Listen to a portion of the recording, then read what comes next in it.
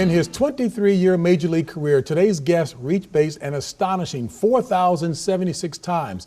Unsatisfied, he then swiped the next base 808 times. Folks, that was the fifth most in history. He was a 7-time All-Star with the Montreal Expos, a 4-time stolen base champion, and the National League batting champion in 1986, which is why in 2017 he was inducted into the Baseball Hall of Fame. A pleasure to welcome to the set Mr. Tim Raines. Good to have you here, sir. Thanks for having me, man. Wow, talk about impressive. Right out the bat, your nickname, baseball-wise, was what? Rock. Rock. So have you had a chance to have a conversation with the other guy who's trying to claim this name as movie star fame? Did you let him know who the real Rock is? No, he's a little too big for me. But it's a little different, though. He's the Rock. Right. And I'm just Rock. All of these baseball exploits that have you at the ultimate in the Hall of Fame, still ensconced in the record books with significant records, you actually wanted to play football? Football was my love. I mean, that was your love? That was my love. I mean, when I was a kid, I just knew when I grew up, I was going to be a football player. I wanted to play in the NFL. I mean, that was something I dreamed about. What was the itch? Why was the itch there? Well, just O.J. Simpson was my idol. I mean, I watched him in college. I watched him in the pros. I mean, over 2,000 yards. I mean, like, and he was the man. I mean, he was the guy that everyone talked about. He was MVP, great player, and that was something that I enjoyed watching and wanted to be a part of. And in fact, your nickname in football was? Little Juice. Everyone on campus recognized me as Little Juice because I was more recognized as a football player than I was any other sport. And I found it interesting that you loved football so much that you actually approached baseball with a game plan in mind. What was that game plan? Well, the game plan was to sign out of high school and try to get into baseball professionally at a younger age than at an older age. I felt like at the age of 17, playing every day would give me an opportunity to try to be the best that I could be. And it all worked out. I didn't think that it would happen the way it did. I was thinking that after 2 years, I wouldn't be good enough in pro baseball. Then I would go to the University of Florida and become a football player. But baseball turned out to be the game that I felt like I could play. So now in terms of having that foundation set, I read, interestingly, that your dad taught you what hard work was all about, and mom made you do the work. Okay. She made sure I did the work. The one thing that I admired about my dad the most was his speed. I mean, he could fly. I had 4 other brothers, and we were all athletes. All could run. But none of us could beat our dad in a foot race. So this one day, I was prepared, and I told him I was going to beat him today. And finally, I was the only one to beat him, but after I beat him in that race, we never ran again. Never ran again? Never ran again. So here, Tim Raines, Hall of Famer, saying he wasn't sure he was going to be able to make it at the major league level, gave yourself a 2-year game plan to possibly go back and play football. So you get to the minor leagues. When did you know that you had what it took to be a big leaguer? Well, the first day I set foot on the minor league field, coach came to me and told me, okay, you have speed. I was a right-handed hitter only. Let's make you a switch hitter. So I went into it, okay, that's fine. I mean, I have speed, so maybe being on the left side, I get there a little quicker, so I maybe get a few more hits hitting from the left side. Actually, it was the best thing that ever happened to me. Really? Because I became a really good hitter from the left side, which is my unnatural side. I batted 280-something, I think, my first year. And the next year, I go from rookie ball to high A ball, which I end up skipping 3 levels to get to high A ball. So that year got going, ended up hitting 290. It actually came out, I was a better hitter left-handed than I was right-handed. Unbelievable. So, and that's the reason why things kind of started getting better and better. That's when I realized that I felt like I could play baseball. Being a student of the game, how so? How did that play into your career? I wasn't sure what style of hitter I was going to be. So I looked at, probably at the time, the best hitter in baseball, which was George Bett.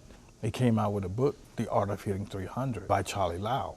The first thing I did was went and bought the book. So I kind of took it upon myself to get this book and then worked my tail off to. And what in that book impressed you the most? It made me a better hitter because I know what pitches I could hit and what pitches I couldn't hit. I know what balls was strikes, and and having great speed didn't really matter how you got on base, but as long as you got on base. As long as you got on base. And that was the most important thing for me. Now, was there something in there about standing in front of the mirror and practicing as well? The mirror.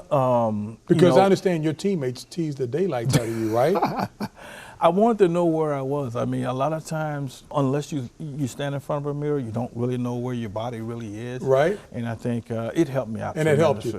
Irrespective of your teammates, because athletes are not a sensitive lot. Whether they laughed at you or not, it didn't matter. It didn't matter. It didn't matter at all, as long as I could do the job out of the field. And you did the job well enough. Yes. So take us to when you got called up. You're in the Montreal Expos system. You get called up to the major leagues. The first pitcher you faced was who? Nolan Ryan. And, Nolan Ryan. And I was having a good year in AAA, and someone got hurt, so they called me up, and they put me in the third slot in the lineup. Ooh. I've always been a leadoff guy. I'm a small guy, so I'm thinking, I go back third. He thinks I'm the best hitter on the team, and he knows nothing about me. So I step into the box. I know who it is. I'm already intimidated by who it is, and but I battle him. I battle him my first at bat. I go 3-2. I'm fouling balls off in the dugout. I mean, I'm so late. I'm fouling them off in the third but you're base putting some dugout. weight on the ball. Yeah, Go but ahead. he's not throwing it by me. So right. all of a sudden I get 3-2, and he throws me a curveball, 3-2 curveball, and I take it. I thought it was a ball. It bounced. Catches it. And I take off to first base like, I got to walk. But the umpire rings me up. So I turn around and I go, the ball's in the dirt. He threw the curveball in the dirt. That's not a strike. And the umpire looked at me and he goes, sit down, Rook. There's Nolan Ryan out there. You're a rookie. Go sit down. Wow. So I turned and around. And that lesson said what to you real quickly? That I'm not there yet. Not there yet. Hey, but he did get there, and in a significant way. An impressive Hall of Fame career. We'll talk more about that after this.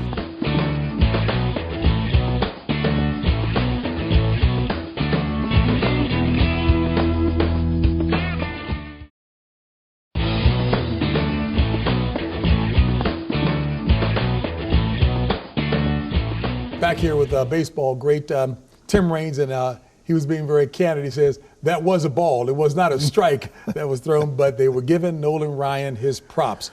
So fast forward to when you do stay in the major leagues, and you talked about your Montreal Expos experience, how you wanted it so badly to bring a championship there. Well, at the time, we were the only Canadian team. We had the whole country behind us. Right? We had built a foundation in Montreal with some great players, Gary Carter, Andre Dawson, Ellis Valentine, Warren Cromartie, Steve Rogers. I mean, I can go great on and names. on. And 81, which was my rookie season, we're a game away from going to the World Series. One game away. Game away. Rick Mundy hits a home run, I think, in the 9th or 10th inning, and we couldn't score after that. And they ended up going to the World Series and winning against the Yankees that year. Mm-hmm. But I actually felt, and I think a lot of people in Montreal felt the same way, that this was just the beginning of us, having an opportunity year in and year out. Unfortunately, it didn't happen that way. When the last out was made in Montreal, myself, Dawson, and Cromartie sat on the bench and watched the Dodgers celebrate on outfield. And you that took was that something, in, huh? Oh yeah, for sure. And it's something that I'll never forget as long as I live, even though I've been able to win the World Championship after that Mm-hmm. with the Yankees. But that's something I'll never forget because it was the first time. In your book, a candid memoir, if you will, entitled Rock Solid, My Life in Baseball's Fast Lane. Let me focus on that fast lane because you're very candid here in terms of when you did start doing cocaine and the challenge that presented. Why would a country boy who was accustomed to hard work, what was the temptation, the lure that pulled you off track then? I just think being young, as a matter of fact, I was like 20, maybe 20, turning 21. Never really been in big city before. And I think I was in that era where guys were doing a lot of different stuff. I have no one to blame but myself, but I mean, at a young age, you know, you're out there, you want to fit in, and at that time, the fit in part was something totally different from than I'd ever remember. When I grew up, I didn't drink, I didn't smoke, I mean, I didn't do anything. I mean, I don't even think I drank until I went to Montreal, had a beer or anything. So, but like I said earlier, my dad didn't bring me up that way. I worked hard at everything I tried to get. As everything was happening so fast, I kind of got caught in the fast lane. How bad did it get? During that time, it got pretty bad. I mean, I would go 3 or 4 days without any sleep, but I would play in a game. I mean, in baseball, you play every day, but I would go 3 or 4 days without any sleep and actually go out and play the game and not do so bad, but it was scary. You said it was scary. We'll talk about how you were able to rebound from that and get back on track and complete the kind of career that Tim Raines wanted to complete. We'll find out more about that after this.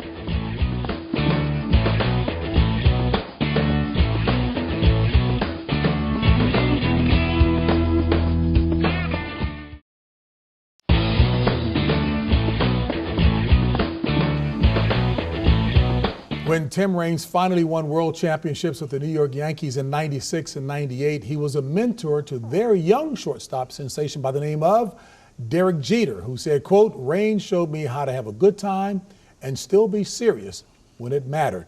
So before we get to that in terms of how you helped Derek Jeter to find that balance, how did you overcome the challenge that cocaine posed? Well, I knew that wasn't me. It wasn't the Tim Raines that my parents, especially my dad, taught. At the time, I just had a kid. So Tim Jr. Was around a year old. And I figured that if this continue, my career is going to be done.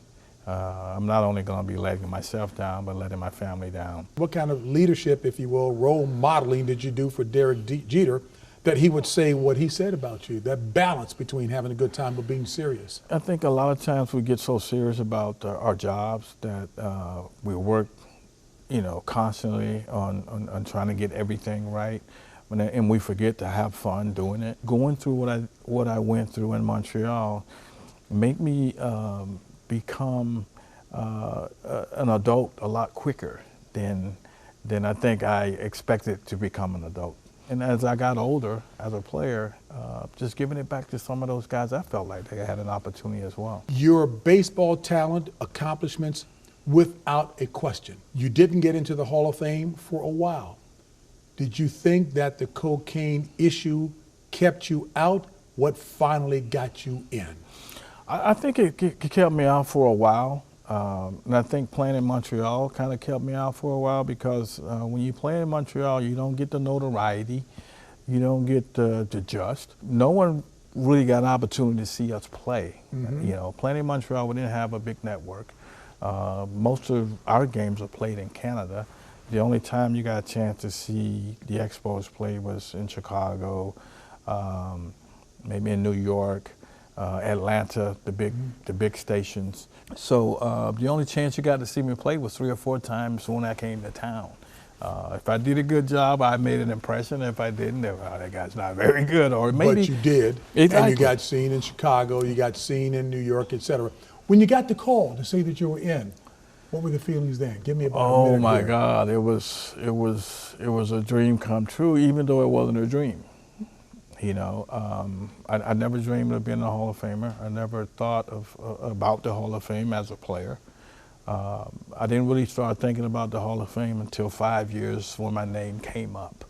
And then I started thinking, did I do enough to get in? And I felt I did, but I mean, did the media think that I did enough? And that was the most important thing. It wasn't so much about what I thought about it, because personally I felt like I did enough, but did the media and did I get enough exposure?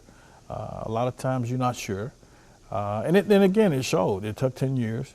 But when that day came, I was the most elated that I've ever been in my life. As well you should have been.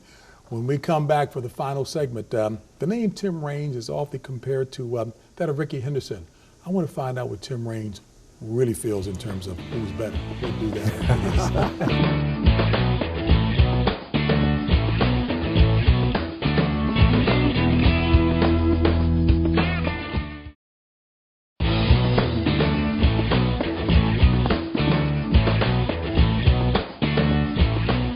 I'm chuckling as we come back because I said, Tim, now I went to commercial breaks and we have to talk about Rickey Henderson because you're often compared to him.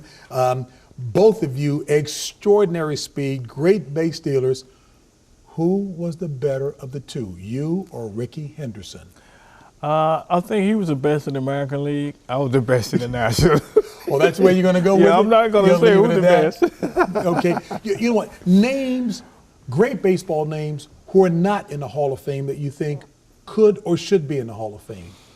Well, there's some great names out there. You know, Messina, Bonds, Clemens, Freddie McGriff, Larry Walker, guys that I didn't play with for a long period of time. I was there before them, but, you know, seeing those guys' career unfold, definitely feel like they're Hall of Fame worthy.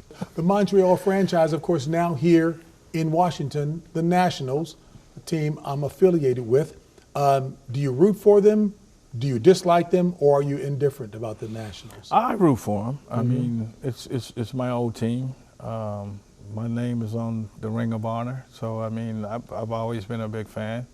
A big fan of the players as well here in Washington. I mean, they've had ever since the franchise has been here, they've proven that they can compete.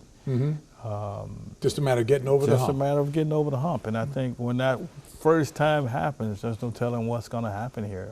Two last questions real quickly for the baseball novice, if you will. You talked about the difference between going from the National League to the American League, adjusting to the umpires and the pitchers. Can you give us a clear indication of what the difference is, what the adjustment is? When I first went from the National League to the American League, I noticed that there were way more breaking balls being thrown, especially when you get behind the count. I think in the American League, they didn't care if they walked me. The National League, you had to get, if you're going to get on, you're going to get a chance to swing the bat before, I mean, more fastballs. So it took me a while to adjust to that. But it's a little closer in the way the game is being played today, is that nowadays, correct, between the leagues? because you have interleague play. So now pitchers are starting, both sides are starting to pitch similar. Gotcha. Way more breaking balls in the National League now than it used to be in the past. And you're able to play these teams now. Back in the day, you didn't get an opportunity to play against American League teams. Final question.